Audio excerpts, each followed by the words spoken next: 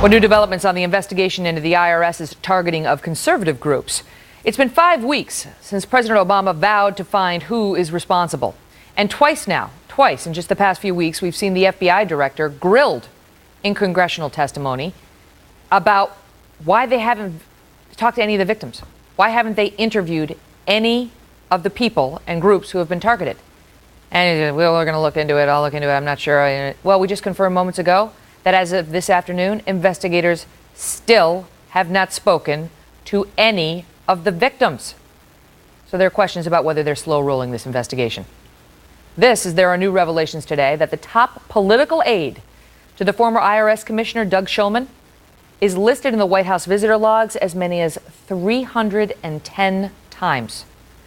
310, the chief of staff to Doug Shulman went, and over 100, we believe, Doug Shulman went himself. Joining me now, Julie Roginski, who's a former advisor to Senator Frank Lautenberg and a Fox News contributor, and Lars Larson, a syndicated radio host for Compass Media Network. So now, I mean, look, the visitor log doesn't mean the person showed up, but Shulman didn't bat an eyelash when he was questioned about why he went to the White House over 100 times. And now we find out his deputies listed on the log for the White House or the executive office building next door over 300 times. And that guy is not a tax guy, Lars. He's not a tax expert. He's a political aide. He's a policy guy. So the question is, does this tie the IRS to the White House more intimately than we knew? And is it going to raise even more questions about who ultimately is responsible for this? Of course it is. And Megan, that's a great grab on Fox part to find out those 300 visits. You're right. The White House visitors log doesn't necessarily indicate he went there. But listen, there's smoke here. I have a feeling there's fire down below.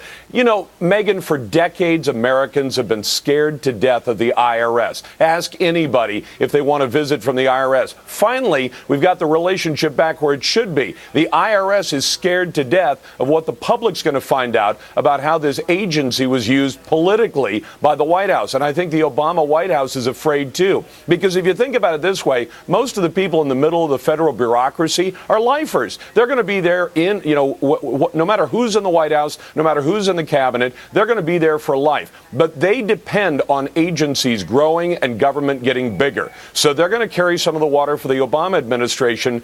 But in this case, the president is in no hurry to pick up the phone and call the Treasury Secretary and have him pick up the phone and call the folks of the IRS and say, produce those documents now, produce those witnesses now, and also pick up the phone and tell the FBI. Congress called a bunch of them to testify. I mean, it's not going to be hard to track them down.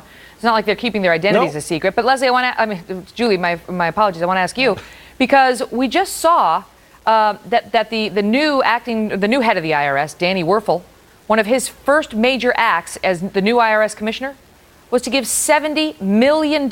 He's approving, we're told, $70 million in bonuses to the IRS employees. $70 million in bonuses. Meantime, Danny Werfel, same guy, when he was over in a different part of the administration, is the one who signed the order on behalf of Barack Obama saying, no more discretionary bonuses while we're in the middle of the sequester. So he gets sent over to IRS, and his first big move is to give bonuses to these people. The question is, where is the accountability? We're not talking to the victims.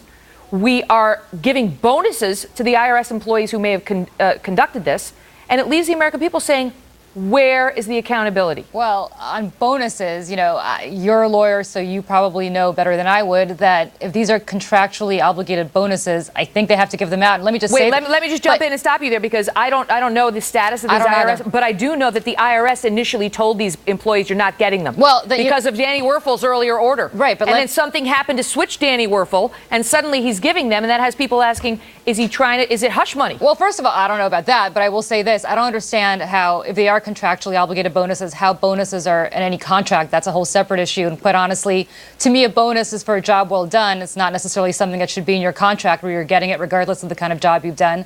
But, to go back to the earlier, that's ridiculous. But to go back to the earlier point that Lars made, look, I'll get outraged about White House involvement when there's some evidence that there was White House involvement. Right now, I see no evidence based on that. A lot of people are trying to make that connection based on no facts whatsoever. Oh, please. Where is it? Where are the facts? I mean, you can imply whatever you'd like, but there's nothing whatsoever saying that there's any White House connection.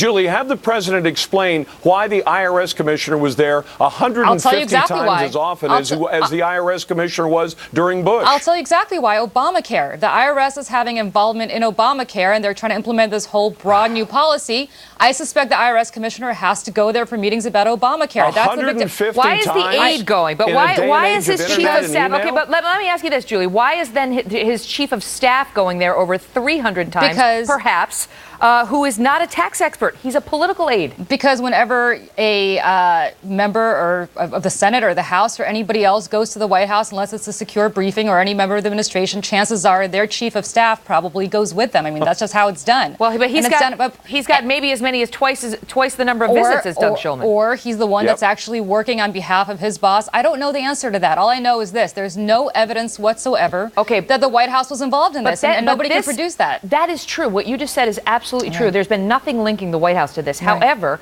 that begs the question, Julie, which is this thing has evolved day by day. When it first started, and Jay Sekulow and Cleta Mitchell, the lawyers, were representing these Tea Party groups, saying that they're being targeted.